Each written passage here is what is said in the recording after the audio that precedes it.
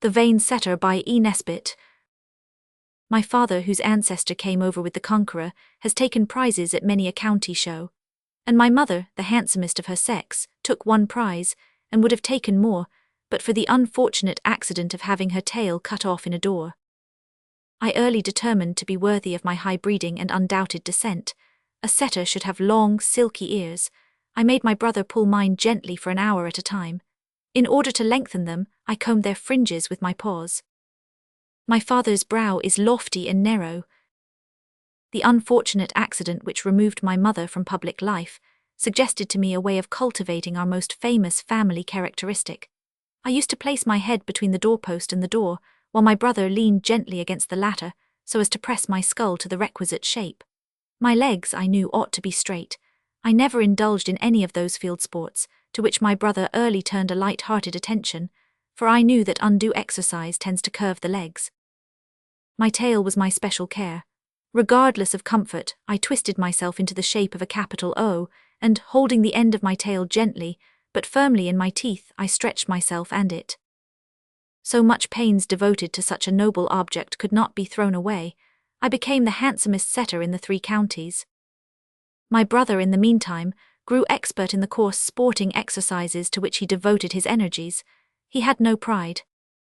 He tramped the mud of the fields, he tore his ears in bramble bushes, and I have seen him so far lose all sense of our family's dignity as to grovel at the feet of his master, and raise one of his paws to indicate that birds were near, common birds. I believe they are called partridges. "You might as well," I said to him bitterly, "you might as well have been born a pointer."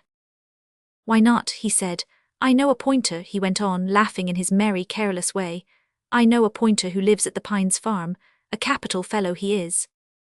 "My dear boy," I said, "just come and squeeze my head in the door a little, will you?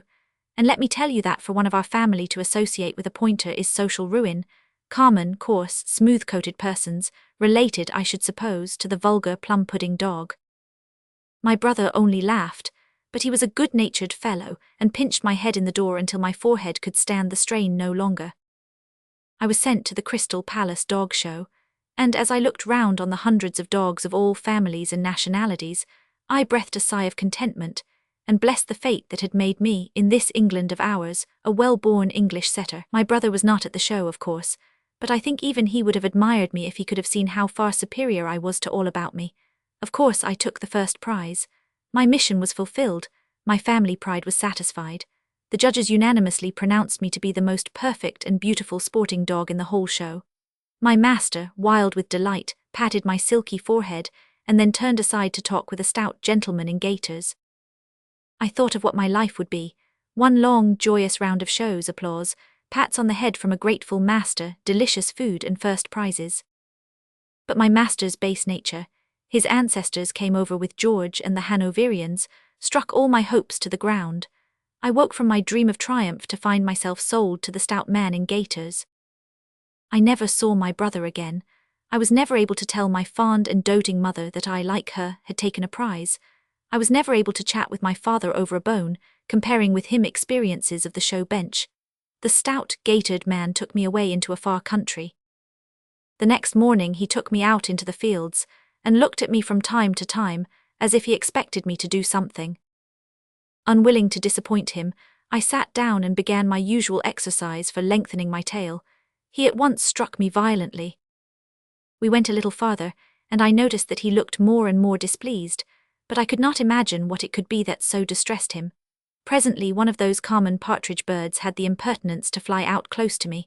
I caught it at once and looked round for applause. There only came another shower of blows. "What's the good of your taking prizes?" he said. "If you're such an idiot in the field, might as well have a greyhound." "I wish you had," I said under my breath. I spent a week in torment, and then it occurred to me that this low-born, gaitered person would have been better pleased with my brother. So I tried to recall the tricks with which my brother had particularly aggravated me, and the next time I smelt a partridge, I lay down, as I had seen my brother do, and lifted a foolish foot. I was rewarded with a pat and encouragement. I have now sunk entirely to my brother's level. My master pronounces me to be a most excellent sporting dog, But I shall never forget the blows and angry words that were necessary to make me renounce my ideal of what a setter should be, and deep in my heart I still cherish, with passionate devotion, my views on duty, and my honourable family pride.